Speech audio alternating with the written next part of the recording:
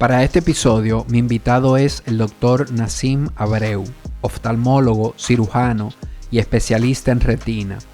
En esta conversación hablamos sobre cómo mantener la salud visual y diferentes estrategias que podemos tener para compensar ese tiempo en pantallas que va en aumento y que cada vez empieza más temprano en la vida. Esto es Holístico, el podcast.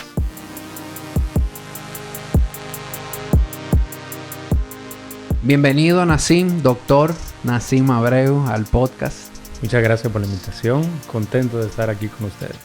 De verdad que yo estoy contento también. Tú eres el primer doctor, viejo, que está por aquí. O sea que... pero bien. Está interesante esto. Y sí, la idea es traer varios doctores algo en diferentes especialidades y hablando desde la salud, ¿verdad? Y eso es muy raro porque tú hablas de wellness. Sí, y del la tema verdad que sí. De dormir. La verdad que sí. Y sí, es un plan que tengo de empezar a traer... Porque yo como que trato siempre de ver el enfoque ese más de wellness, de no tanto médico, pero el enfoque médico es importante y definitivamente que los médicos, ustedes forman parte de la red, vamos a decir, de ese ecosistema que es la salud. Yo entendería que va muy de la mano. Porque lo que tú conoces como wellness lo puedes muy bien complementar con la parte, digamos que más técnica médica. Y llevarlo a... No necesariamente la palabra sería más creíble, sino simplemente apoyarlo con una parte científica que por lo general viene siendo un poquitito más aceptada. Sí. Definitivamente. Y bueno, por ahí quisiera que comencemos esta conversación. ¿Qué te movió, viejo, a ti estudiar medicina primero? Yo vengo de una familia de médicos.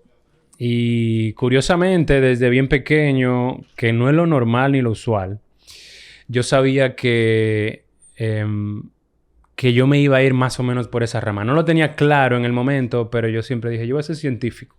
Científico. En aquel momento... chiquito. Weird Science, si te acuerdas. Entonces, yo sabía que algo con ciencia iba a ser. Y... eventualmente, mi papá y mi mamá son médicos los dos. Mi papá es ginecobstetra, mi mamá es oftalmóloga. Tengo tíos cirujanos, pediatra, oncólogo, traumatólogo. O sea, que es una familia donde el gen médico influye bastante. Y curiosamente, yo siempre dije, voy a ser como mi papá. Me encanta la parte de la obstetricia. Pero no me gustaba tanto la parte científica que era la ginecología. Y particularmente yo soy puramente... No puramente, pero yo me inclino más por lo quirúrgico. Entonces, indirectamente y de manera involuntaria, el primer trabajo de medicina libre en el primer semestre de medicina, de lo que yo quisiera, sin darme cuenta, le llevé una tecnología que para ese momento era completamente nueva en la oftalmología, que era la facomulsificación, que es lo que hoy en día hacemos de manera rutinaria todos los días como un proceso convencional para operar cataratas. Y ahora que miro hacia atrás, eso fue como el primer paso y por ahí terminé definiéndome y fue oftalmología hasta el final. Ya, o sea, tú llegaste a medicina, pero lo de oftalmología no estaba claro. No, yo sabía que iba a ser médico desde temprana edad en la adolescencia. Okay. Y entré a medicina queriendo ser ginecobstetra. Y el camino me llevó por otro lado. Un poco diferente, Un ¿verdad? poquito diferente. Y alejado de ambos. Sí. Mira, yo... Y parte de mi curiosidad de traerte aquí, de hablar de varias cosas contigo. Yo no sé por qué, Nassim. Yo creo que uno de mis mayores miedos es como que perder la vista.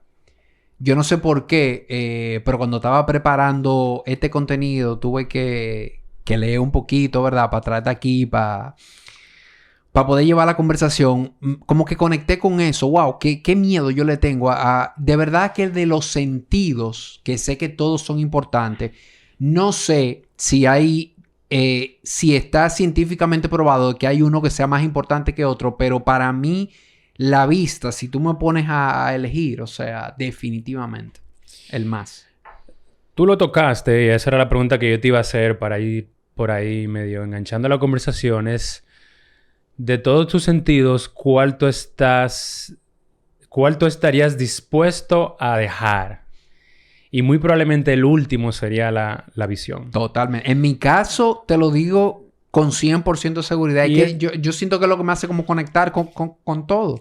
Y es lo que la mayoría responde. O sea, ¿tú estuvieses dispuesto a perder la visión? No. Córtame una mano. Llévate, qué sé yo, el gusto. Déjame Olfato, sordo. exacto. Pero no me quites la visión. Y eso te lo dice todo aquel que ha tenido visión. Aquel que nace ciego o que tiene una visión muy pobre, porque puede ocurrir, no tiene cómo... Sí, porque ahí como quizás un no hay punto de partida. claro, no hay punto de ¿Entiendes? comparación ahí, pero ya cuando tú viste y cuando tú que no la tengas, de verdad que debe ser algo bastante cuesta arriba. Entonces yo entiendo que el que viene en segunda posición vendría siendo la audición. Porque cuando pierdes la visión, por lo general, la audición es la que más te ayuda con el entorno. Y de ahí hacia abajo. Perfecto, nada, pues vamos a la primera pregunta y algo que de verdad creo que es la razón y el tema que quería tratar contigo es ¿qué estás viendo tú en consulta con lo que es salud visual y este uso cada vez más frecuente en pantallas? Y quiero que dividamos este tema en dos. Primero, ¿cómo lo estás viendo en niños? Que definitivamente sabemos tú y yo que tenemos niños chiquitos que cada vez los niños empiezan más temprano con este tema de pantalla y lo vemos cada vez más temprano le dan un celular, cada vez más temprano le dan un iPad y viejo, yo veo cada vez más niños pequeños, 2 años, 1, 2, 3 años con lentes en la calle, o sea, es casi como que normal verlo con lentes. Y esa primera parte y una segunda parte de ya ver cómo nos está afectando a nosotros los adultos, sobre todo en algunas profesiones, viejo, que podemos pasarnos 8 o 10 horas al día pegados de una computadora o de una pantalla. Yo creo que va muy acorde con la realidad actual. Tu pregunta y es... hay varias cosas que se están viendo. Vamos a comenzar, digamos que en términos generales. Digamos que actualmente la población mundial ronda por los 8 billones de personas aproximadamente. Y al día de hoy tenemos como un cuarto de la población mundial que sufre de miopía. Miopía es uno de los defectos refractivos que básicamente te deja ver bien de cerca, pero no de lejos. Particularmente el niño tiene una visión alrededor de su cuerpo, a su alrededor. Por eso el niño juega con todo lo que tiene al lado. No necesariamente se concentra en un panorama de una vista de, qué sé yo, de las montañas, del mar, lo que quieras. Siempre está curioseando alrededor de su mundo. Entonces, lo que ha venido a alarmarnos con el tema del uso de las pantallas es que de hace una década al día de hoy se han duplicado los casos de miopía en edades tempranas, por un lado. Y por otro lado, se estima que para el 2050 aproximadamente vamos a tener el doble de miopes de lo que tenemos el día de hoy. Entonces, bueno, me dices, la miopía es una enfermedad que se corrige con lentes. Sí, pero la miopía no es solo un problema de que no puedo ver de lejos. La miopía conlleva otra serie de situaciones donde hay un problema principalmente del colágeno del ojo, que es una parte muy importante o un tejido muy importante, donde aumentan los riesgos de un montón de enfermedades más conforme a la miopía. Por un lado, sabemos que los pacientes miopes y principalmente los miopes elevados tienden a hacer cataratas más tempranamente. La catarata es una enfermedad o una condición donde el cristalino, que es el lente que todos tenemos adentro del ojo, es el que nos ayuda a enfocar de lejos, intermedio y cerca, se va poniendo opaco. Es algo que nos va a tocar a todos, como ley natural de vida. Te vas a poner viejo y te vas a arrugar. Esto es como una arruga del ojo.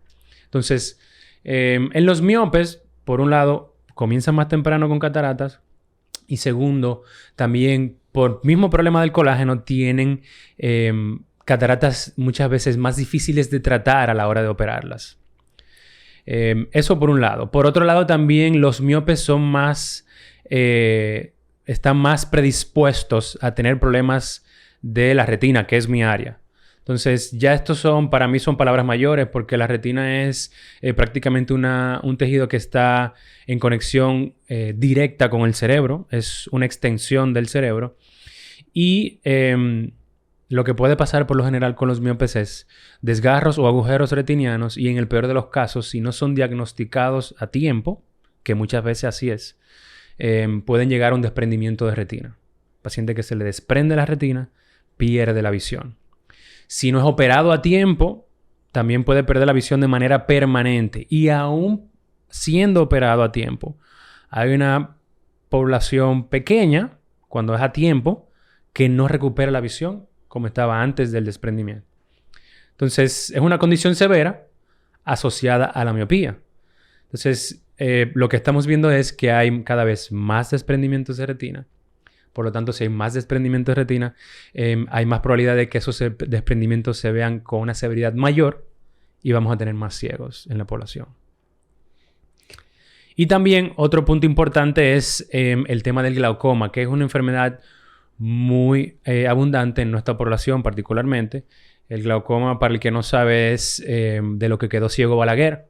Es una enfermedad donde la presión de adentro del ojo, no del corazón, se eleva y daña el nervio óptico, que es un nervio que va comunicando el ojo con el cerebro directamente. Y ya aquí sí, definitivamente, lo que te quita el glaucoma no hay cómo recuperarlo. Entonces, el tema del aumento de la miopía no es simplemente que vamos a ver más niños con lentes, sino es que vamos a ver más niños y adultos, obviamente, con consecuencias secundarias a la miopía que no son simplemente corregidas con lentes, sino que muchas veces lo van a llevar a un tratamiento mucho más severo, como son procedimientos quirúrgicos, algún tipo de láser para corregir problemas a nivel de la retina que duelen, pueden molestar. Hay pacientes que no tienen un umbral del dolor tan aceptable, digamos, y tal vez el tratamiento con láser no sea el mejor, pero hay que hacerlo. No, interesante no verlos, como dicen, no ver solamente que es el lente y la miopía. Es a dónde nos va a llevar esto que están ustedes viendo ahora, de la proyección cuál es, a todas esas, vamos a decir, enfermedades que siguen a la miopía o que te hacen que seas más probable que caigas en ellas por esa miopía. Entonces, rápidamente, y aquí... ¿Qué posibles soluciones? ¿Qué podemos hacer? Por ejemplo, con este tema de pantallas, ¿hay tiempos estimados? ¿Cuáles son las mejores prácticas ahora mismo? Mira, antes de entrar en tu pregunta directamente, no solamente... El tema de las pantallas no es solo la miopía.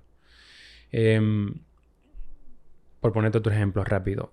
El ojo o los dos ojos. Cada ojo está, digamos que, orbitado por 6 músculos. 4 rectos, uno a cada lado y uno arriba y abajo. Y 2 oblicuos que se encargan de torsionar el ojo. Hacia arriba y hacia abajo, para afuera, para adentro. Entonces, el exceso de la pantalla, tener una pantalla a 6, a un pie de distancia, que es donde nosotros generalmente tenemos la pantalla puesta, o un poquitito más alejado, o un poquito más cerca en algunos casos, la mayoría, digamos, conlleva varias cosas. Aparte del esfuerzo interno del cristalino para poder ver el enfoque de cerca, hay que obligatoriamente bajar la mirada y entrar los ojos, porque es un reflejo normal que hace todo ojo para ver lo que sea de cerca. Entonces, existe lo que es una sobreacción de los músculos que están en la parte de adentro del ojo, pegados a la nariz, que pueden darnos un pseudoestrabismo. El pseudoestrabismo es una desviación ocular de los ojos, particularmente en este caso, hacia adentro, una endotropia, producto de un exceso de ese músculo trabajando todo el tiempo de cerca. Y muchas veces no es un problema de lentes, que es la razón más común, sino que es un problema de exceso de pantallas. Y eso es otra de las cosas que estamos viendo. Y ni siquiera entrar en tema neurológico de déficit de atención. Claro. Entonces,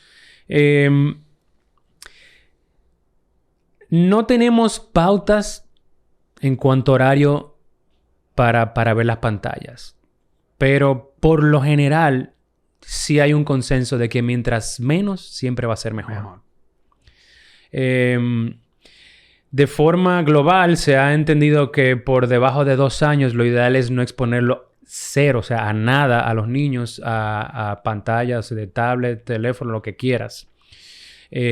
Porque hay otras cosas que son primordiales en el desarrollo neurológico de estos niños, no solo el visual, porque ya el visual para los 2 años va, si todas las condiciones se dan normales, por lo general está casi listo, por lo menos la capacidad visual, que para los 4 años debería de ser de un 20-20. Un poquito más, un poquito menos, pero eso sería lo ideal, que por debajo de esa edad nada, y ya luego para lo necesario, no para calmarlo cada rato, ¿entiendes? No que, bueno, en vez de ver la televisión, que vea la tablet, porque cuando te has pegado a la tablet, por alguna razón u otra, no hay quien los despegue.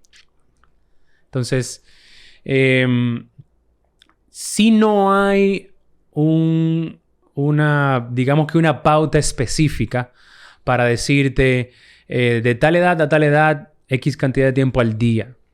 Pero sí, en la comunidad oftalmológica nosotros preferimos que lo menos posible siempre va a ser de mayor beneficio para el paciente.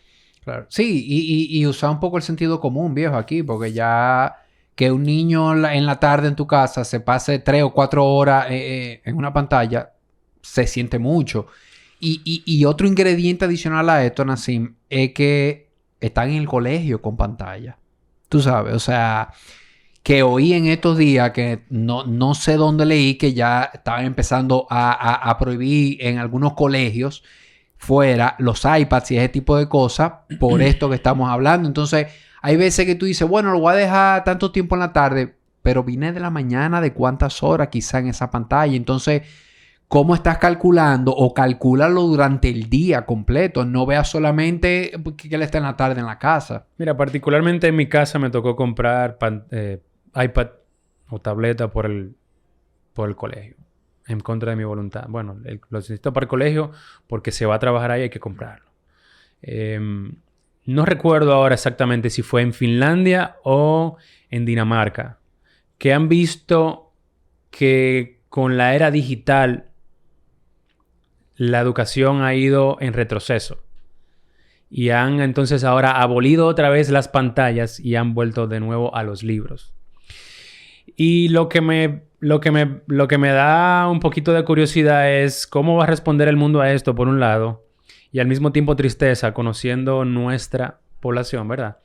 De que realmente no importa qué potencias o qué civilizaciones estén en contra de esto, nosotros no estamos todavía preparados, en pocas palabras, para esta conversación.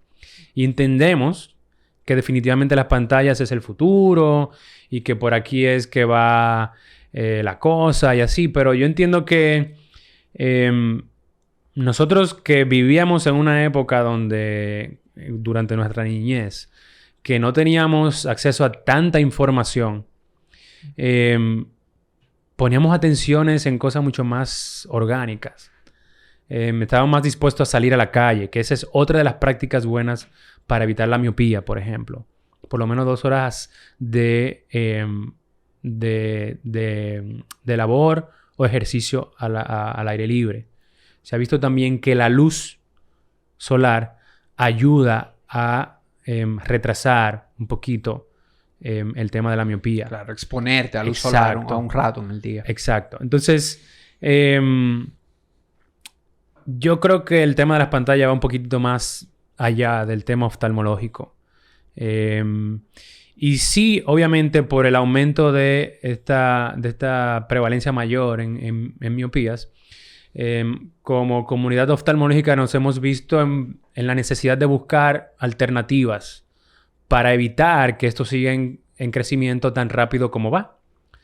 Una de las cosas que podemos hacer es poner lentes de contactos para dormir Esto lo que va a ayudar es a que la córnea se aplane un poquito y evite que siga creciendo, por un lado. Por otro lado, hay una serie de gotas que se pueden utilizar de manera controlada, obviamente, en supervisión de un oftalmólogo que sepa manejarlas, y es el uso de la atropina.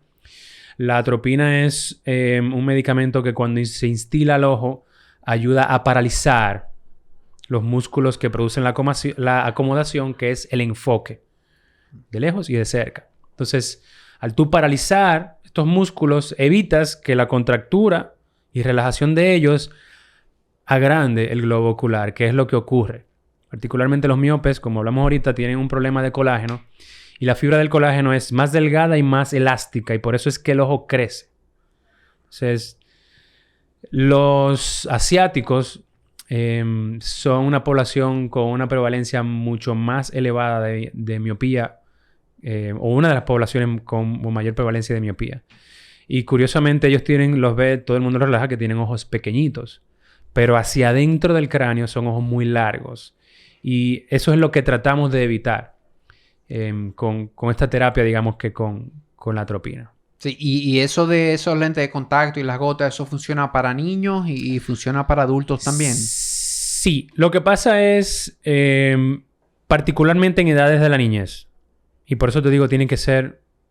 esto hay que hacerlo guiado con un oftalmólogo que sepa hacer este tipo de terapias, por un lado. Y por otro lado, no es cualquier lente de contacto. Es un lente de contacto específico para esto. Entonces, ¿por qué en la niñez? Porque en la niñez el ojo todavía está en crecimiento franco. Se dice que el ojo normal, por lo general, crece hasta los 25 años. Entre los 21 y los 25 años. Por eso te dicen, por ejemplo, no te puedes operar de LASIK hasta que no sea mayor de edad. Y aparte de que hasta que no sea mayor de edad, que esté estable tu refracción. Primero, para que no vuelvas a utilizar lentes. Y segundo, porque si está creciendo, ¿qué necesidad operarte si lo que buscas es dejar de utilizar gafas? Algo definitivo, claro. Entonces, no es 100% definitivo por lo general. Hay muchas personas que gozan de 15, 20, 30 años. Incluso desde aquella época de los 80 donde se hacían cirugías con cuchilletes. Puedes ver personas hoy, 30 años más tarde, que no usan lentes, pero han tenido estable su ojo toda la vida. Y particularmente en adultos, cuando hay un crecimiento aún acelerado, es porque ya esto es una patología magna, por encima de menos 10 dioptrías. Y para mí ya es una patología enfermiza donde ya no hay manera de pararlo. Hay una franca debilidad en lo que es la trama del colágeno del ojo. Y aquí ya básicamente es mantener un seguimiento con el paciente de manera rutinaria y cercano, dependiendo del caso, o anual, que es lo que nosotros con todos los pacientes recomendamos, con el propósito de evitar secuelas de la miopía, como habíamos hablado anteriormente. Buenísimo, ¿no? Me queda claro lo de la pantalla. Yo sé que a los papás que nos están escuchando esto es una mala noticia porque las pantallas son como el tranquilizante ahora mismo. Uh-huh. Y obviamente no darle una pantalla a un niño significa que te vas a tener que tirar a jugar con él o significa que le vas a tener que poner atención. Entonces, es retador, pero yo creo que oyéndote y uno haciendo conciencia y entendiendo ya que esto no es un tema de que no use pantalla porque lo estamos repitiendo como papagayos, sino es entender de dónde viene esto. Yo creo que vale la pena hacer el esfuerzo y darle esa oportunidad. Mira, yo te diría, y no es tanto menospreciando mi área porque me encanta lo que hago, pero el tema de las pantallas para mí tiene una connotación mucho más importante a nivel neurológico que físico. Entonces, sí, hay ciertas repercusiones oculares importantes que hay que tratar, que hay que evitar principalmente y que podemos evitarlas con un menor uso de pantallas y demás. Pero la parte neurológica para mí tiende a ser más compleja de trabajar. El déficit de atención, la necesidad de todo el tiempo estar en esa pantalla, por la razón que fuere. Incluso así sea por trabajo. para adultos. Se convierte en una adicción importante. Sí, sí, sí. Y ¿cuál es vamos a decir, cuál es el trigger, cuál es el signo de alerta que me indica a mí que debo llevar un niño o quizás un adulto, no sé, que debo de ir al oftalmólogo por este tema, por un tema ya que estoy viendo que algo no va bien en ese niño a nivel visual? Yo me iría antes de buscar ese trigger. Anteriormente queríamos ver al niño para el año de edad como primera consulta. Los oftalmólogos. Exacto. O sea, el protocolo era ver al niño al año. Exacto. Ahora queremos, y estamos pujando para esto, por un proyecto de ley, de que todo recién nacido se haga una evaluación de fondo de ojo antes de salir de la clínica. Wow. ¿Prematuro o no prematuro? El prematuro lo podemos dejar para otra charla si quieres, porque es un tema que a mí me apasiona bastante y lo trabajo.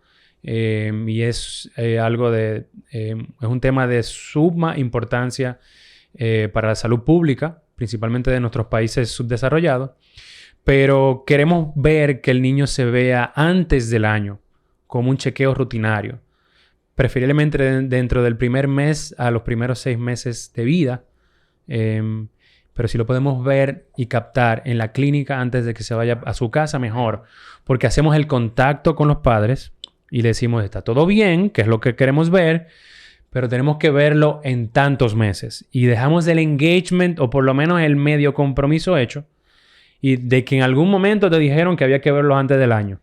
Hay cosas que no se ven en el primer 2-3 días, ni en el primer mes. Pero ya tiene una primera evaluación. Y sí hay muchas cosas que podemos ver en ese momento. Sí, sí. Y eso de ese compromiso creo que ese es el mayor valor de eso. Porque, y de hecho estaba hablando con una persona. Hay algo con la salud visual, viejo. Y es que la gente no va al oftalmólogo ni... Tú vas cuando tiene un problema, pero es raro la gente que proactivamente, que por conciencia dice, bueno, tengo que ir al oftalmólogo. O sea, a menos que te pase algo o que tú estés sintiendo algo. Y yo creo que en medicina todo lo que es proactivo, todo lo que yo puedo detectar un año antes, 6 meses antes, siempre va a ser bueno. Y para mí es completamente paradójico. Porque comenzamos hablando de este podcast de que cuál sería el sentido que no quisieras nunca perder. Y por lo general es el que menos cuidamos. Totalmente. Todo el mundo va por lo menos una vez al año al dentista. Mínimo. Sabemos que son cada 6 meses, creo. Que no me maten los dentistas que me escuchan. Creo que es cada 6 meses. Al oftalmólogo es una vez por año. Y ni eso. Lo indicado. Y ni eso. Y ni eso. O sea, vienen porque... me está doliendo mucho la cabeza, doctor, y me mandó el neurólogo a ver si era por los ojos. O me da mucha picazón en los ojos y por eso vine. Entonces, lo ideal es una consulta anual. Con esa consulta anual podemos detectar cualquier déficit visual a tiempo. Incluso antes de que el niño realmente lo perciba. Yo te puedo decir a ti... este niño es muy probable que sea miope, pero que en este momento él es miope y no necesitamos corregirlo. ¿Por qué? Porque está con una miopía o una hipermetropía o un astigmatismo adecuado para la edad que tiene. Entonces, pero ¿qué pasa? Ya yo te dije, hay esto. Volvemos otra vez al engagement. Claro. Hay esto. Yo necesito volver a verlo en tanto tiempo. Nos vemos en un año. Nos vemos el año que viene de nuevo. Y anualmente yo te digo, está todo estable. Ya ahora, el próximo año, tú vuelves y el niño no me llega al 2020. Hace 5 años que lo estamos viendo y sabíamos que o había un astigmatismo que podía empeorar o había una hipermetropía que podía estar ahí medio latente o había una miopía que sabíamos que tarde o temprano la íbamos a tener que corregir. ¿Dónde pueden buscar los padres cuando no hacen esa consulta anual? Bueno, curiosamente, dicen que en casa de herrero cuchillo de palo, ¿verdad? Nosotros somos 4 en mi casa. Mi hija mayor es la única que utiliza lentes correctivos. Y nosotros no, porque sabíamos, entendíamos el comportamiento de ella y medio lo veíamos venir y que se pegaba mucho las cosas, particularmente las pantallas, o se pegaba mucho de la televisión para ver las cosas. Como buenos padres y médicos, al fin, medio en... no tanto en negación, pero digamos que apostando a que tal vez no necesitáramos corregir la parte refractiva o visual de la niña, las medidas que tomábamos cada vez que la evaluábamos nosotros, entendíamos que estaban dentro de parámetros normales, hasta que ya no lo estuvieron. Y llegó un momento en el que del colegio nos llamaron y nos dijeron, oye, ella se queja que no ve bien la pizarra. Entonces, esa es otra de las cosas donde pueden buscar, si no están buscando, o de las que le pueden referir. Que el profesor le diga, mira, fulano no se está concentrando, por ejemplo. Me mira para cualquier otro lado. O cuando va a ver la pizarra se tiene que parar a verla. O muchas veces ya cuando son de primaria o más adelante, el niño mismo te lo dice. Yo cuando me siento atrás no veo bien. Sin embargo, me siento adelante y puedo ver bien la pizarra. O me tengo que levantar hasta la pizarra para poder ver. Y así nos pasó con nuestra hija. Ella decía que tenía que pararse para ver bien. Y efectivamente, así era. Y a nivel, saliendo en un poco de niños, en eso que hablaste de que la recomendación en cuanto a salud oftalmológica es una vez al año, entendemos también ya los adultos que ir al oftalmólogo es un tema de espejuelos, es un tema de aumento, es un tema de que yo voy a ver si necesito lente. Y yo he visto, bueno, cada vez que voy a consulta contigo y eso, que no es solo aumento, que hay otras cosas que son importantes, que se ven. Y creo que de verdad que esto no lo sabes. O sea, vete la presión del ojo, ver varias cosas, ve si tienes una condición, si ya tienes la miopía, si ya tienes lo que sea, ver cómo va avanzando, ver cómo está eso. Porque una duda y algo que te quería preguntar. ¿Cuál es la diferencia, Nassim, para llevarlo práctico al examen que uno hace cuando va donde va a un oftalmólogo a un consultorio versus en una óptica la persona que está ahí que te hace ese examen para ver qué lente vas a comprar o cuál es el aumento? Mira, eso es una muy buena pregunta porque no tiene... Primero, nunca hay un médico en una óptica. Es muy raro que quien esté allá adentro sea un oftalmólogo. Puede tener una bata, pero no necesariamente va a ser oftalmólogo. Creo, porque me puedo equivocar, que no hay ningún oftalmólogo trabajando en una óptica como full time, porque eso es lo que te va a requerir una óptica. Entonces, o sea, que esa persona es que un entonces técnico. Esa persona puede ser un técnico oftálmico, que es una persona que te puede medir muy bien la agudeza visual, obviamente con una cartilla correcta para eso. Y en el mejor de los casos te puede tomar la presión del ojo, si tienen el aparato para hacerlo. Y obviamente te hace el tema de medirte la graduación que tu ojo pueda llevar y te lleva a un 20/20, a donde sea que llegues. Entonces, por lo general, en el mejor de los casos es un técnico oftálmico. Y puede que no sea ni siquiera eso, sino una persona que medio aprendió, digamos que a rajatabla. Tiene una máquina que se llama autorrefractor, donde le dice, este ojo tiene esta graduación, tentativamente o aproximadamente. Y tú puedes, como un monito, jugar de arriba para abajo, subiendo y bajándole graduaciones, hasta donde el paciente te diga, aquí me gusta. Porque hay dos tipos de refracciones. Una refracción objetiva, que es la que te da el aparato, y una refracción subjetiva, que es la que me dices tú, con esta yo me siento cómodo. Entonces, nos vamos a casos más complejos, donde los defectos refractivos son un poquitito más difíciles de tratar, y ya ahí entonces es una persona donde ya necesitas obligatoriamente de un oftalmólogo. Entonces, la oftalmología, el ojo es uno de los órganos más complejos de todo el cuerpo. Entonces, tenemos mínimo, digamos que globalmente, 8 subespecialidades. Dentro de esas 8 subespecialidades pueden haber otras mini subs. Por ejemplo, yo soy retinólogo, pero dentro de la retina tú puedes hacer solo retina pediátrica o especializarte aún más en retina pediátrica.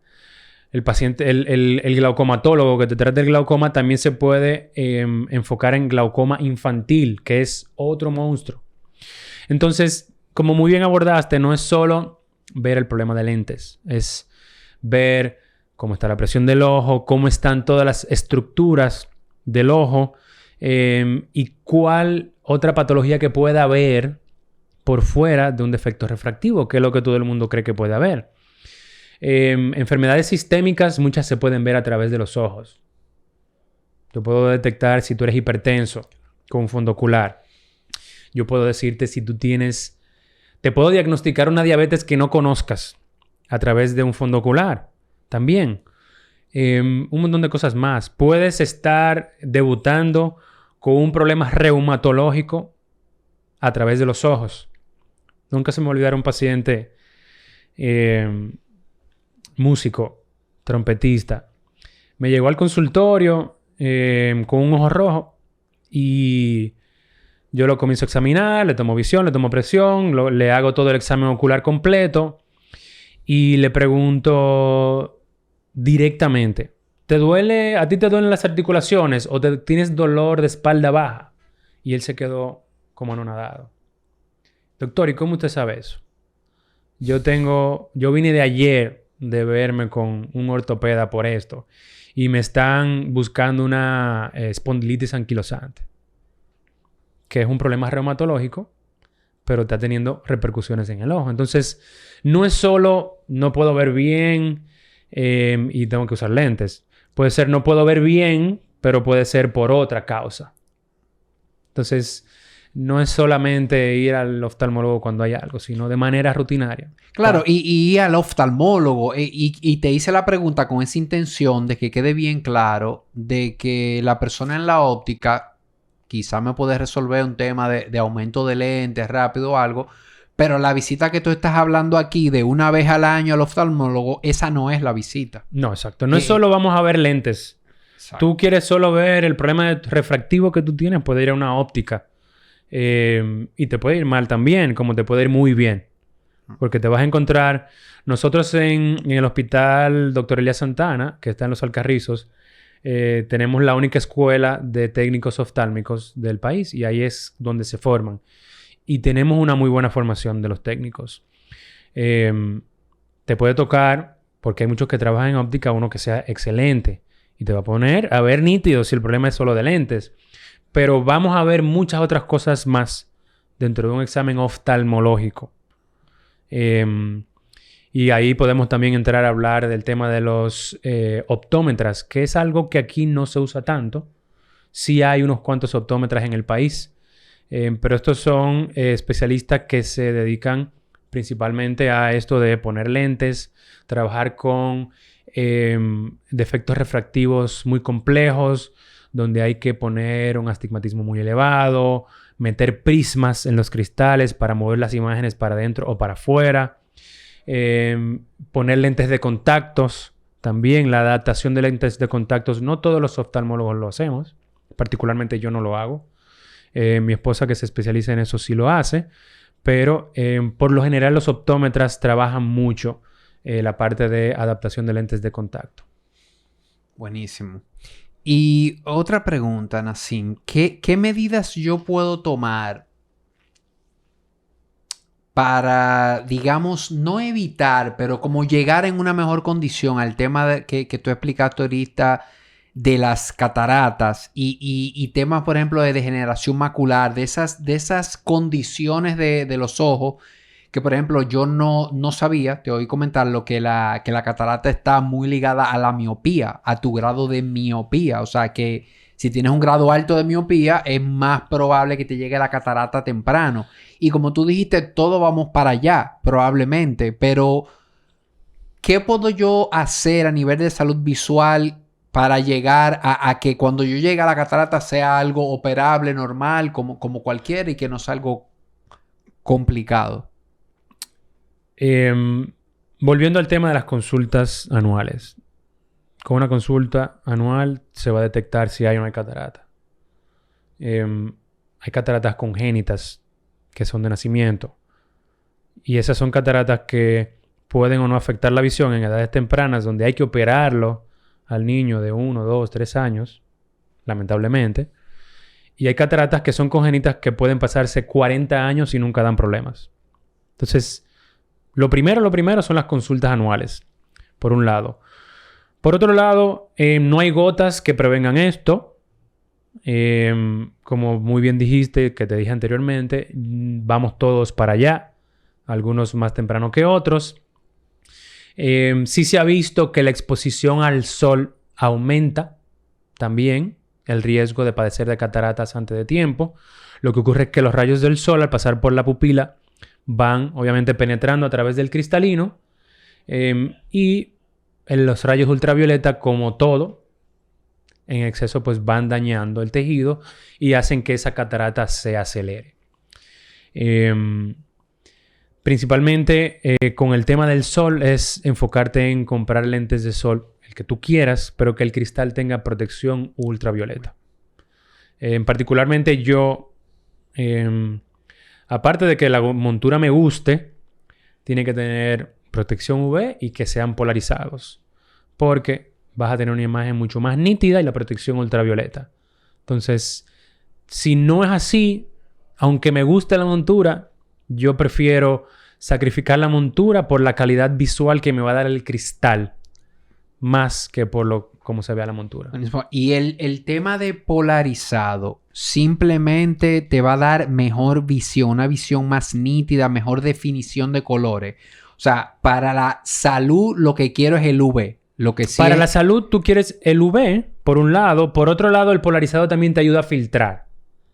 Porque cuando polarizas un cristal, los rayos de luz que pasan a través de él pasan en una sola dirección versus para todos los lados. Ok. Entonces, al tú organizar todos los rayos de luz en una sola dirección, como sea que ven el polarizado, te da mejor nitidez de la imagen, mayor contraste y te exacerba los colores.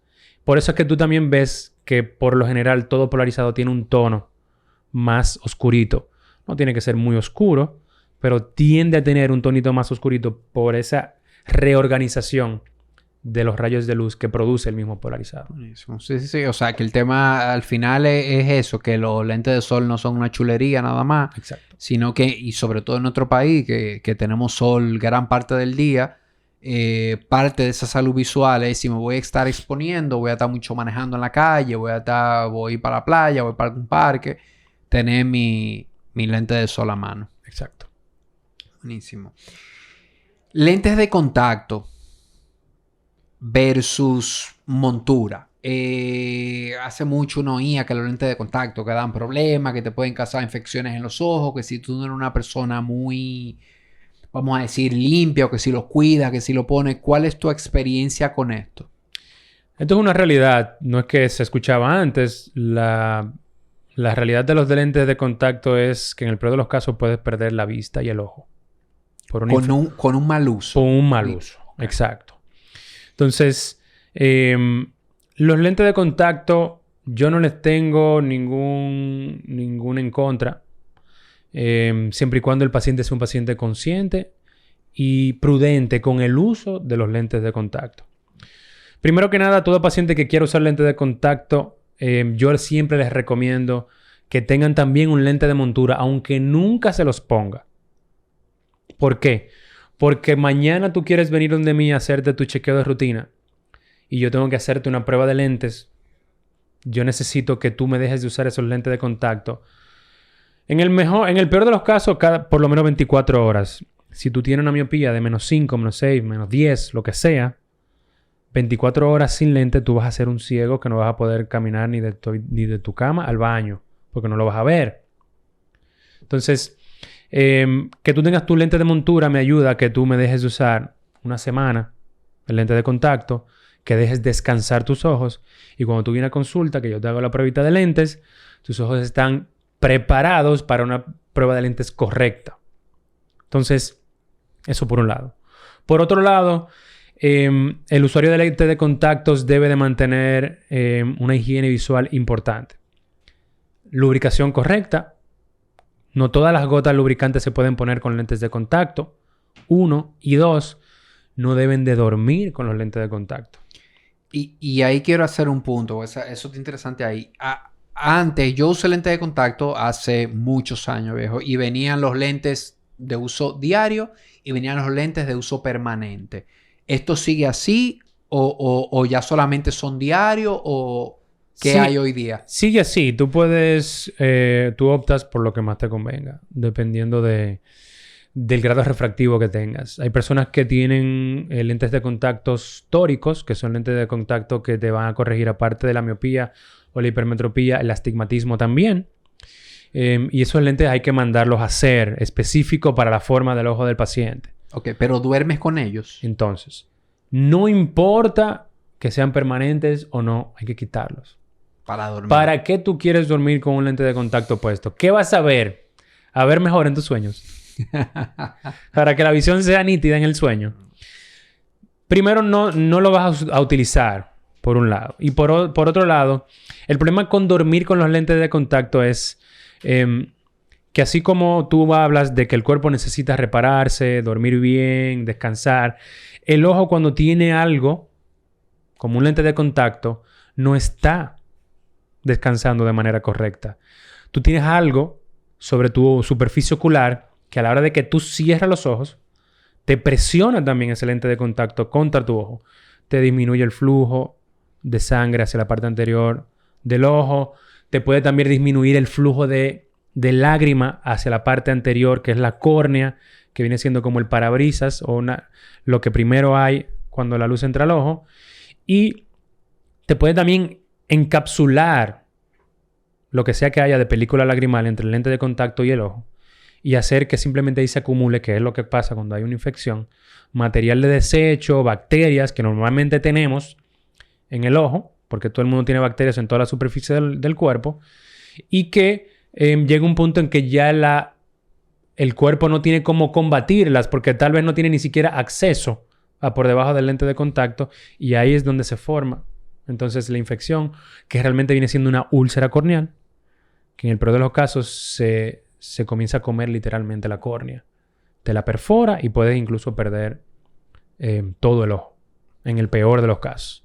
Entonces, lo ideal es no solo quitártelos de noche para dormir, lavarlos de manera correcta, ni con saliva, ni con cerveza, ni con agua de Dasani, ni lo que quieras, sino con la solución específica para lavar los lentes de contacto.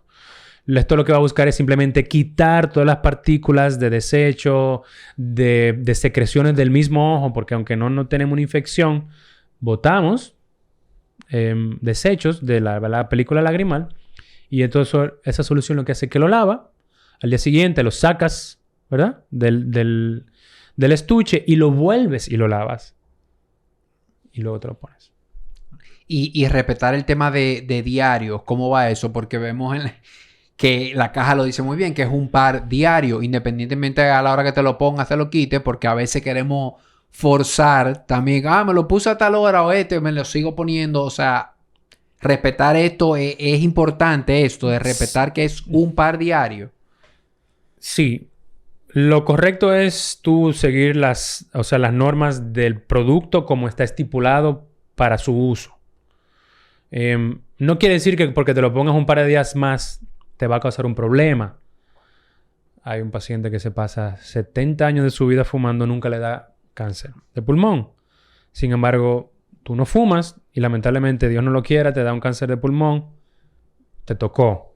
Entonces, el tema con estos lentes de contacto de uso diario es que es un material mucho más desgastable.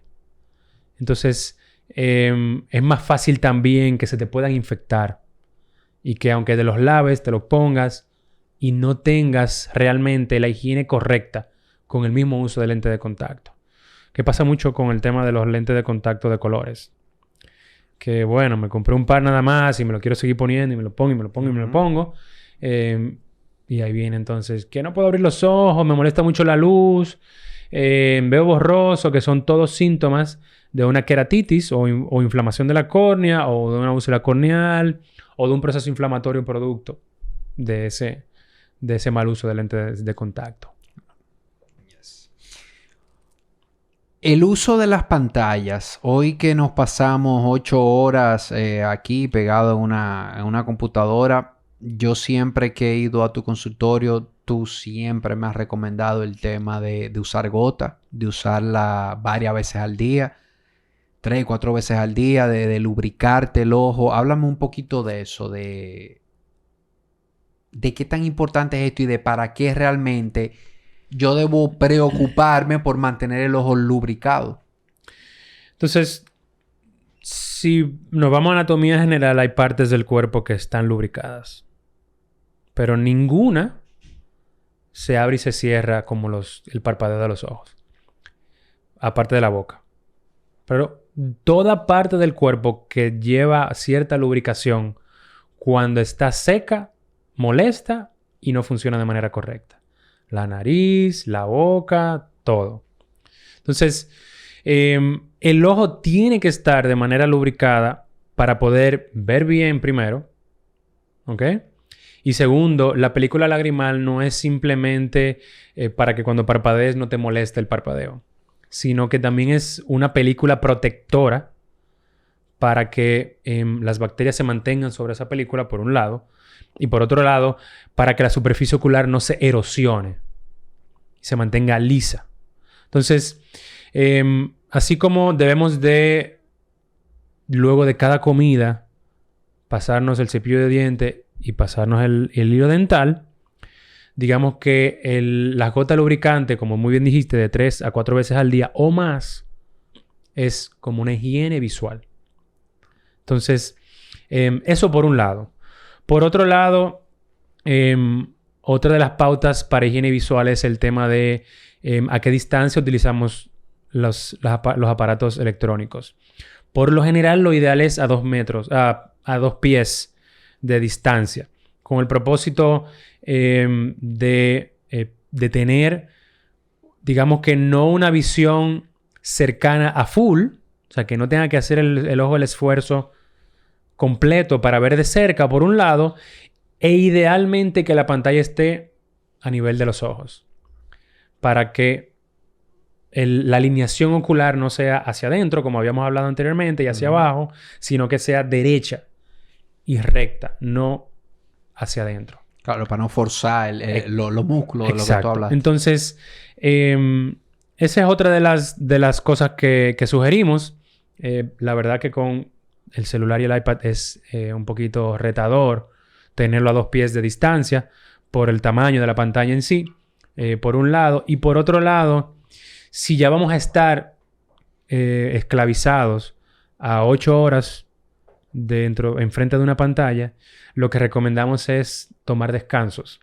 Cada 20 minutos, tomar un descanso de por lo menos 20 segundos mirando a un objeto que esté a más de 20 pies de distancia. Y eso es importante, que no te lo pregunté ahorita y quería que me explicara de manera breve por qué es crucial alternar la visión entre esa visión cercana y visión lejana. ¿Qué es lo que pasa cuando me paso todas esas horas, como tú dices, menos de 2 metros una pantalla? Que es importante también en algún momento mirar el horizonte, mirar algo que quede lejos. Te lo voy a poner sencillo. ¿Qué pasaría si tú te pasas 8 horas en el gimnasio? No te explota. Entonces tú estás mirando algo aquí a menos de 1 metro de distancia por 8 horas. Tú te das constante ejercicio para los músculos oculares. Entonces ahí es donde viene la fatiga ocular. La fatiga ocular no solo te da con dolor de cabeza, te puede dar dolor ocular. También te puede dar visión borrosa.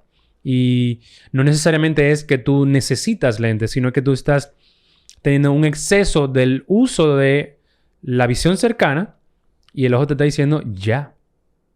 Entonces el punto de relajar la vista a lo lejos es descansar los músculos que te ayudan a ver de cerca para evitar esos síntomas, por un lado. No quieres mirar a lo lejos o no tienes a dónde mirar, cierra tus ojos. Y así también descansas. Lubricas la superficie ocular y descansas la visión de cerca. Cuando estamos leyendo, no importa que sea una pantalla, o un libro, lo que tú quieras, fijamos la mirada en lo que estamos leyendo o en lo que estamos viendo de cerca y automáticamente parpadeamos menos. Por lo tanto, hay una mayor probabilidad de que se reseque la superficie ocular de manera inconsciente. Porque estás en la calle y tienes un parpadeo regular, porque estás viendo a lo lejos. Pero a la hora de que te concentras en algo aquí cercano, amerita más concentración y al ver más detalles porque está todo mucho más cerca, entonces te enfocas mucho más y dejas de parpadear lo que normalmente hacemos.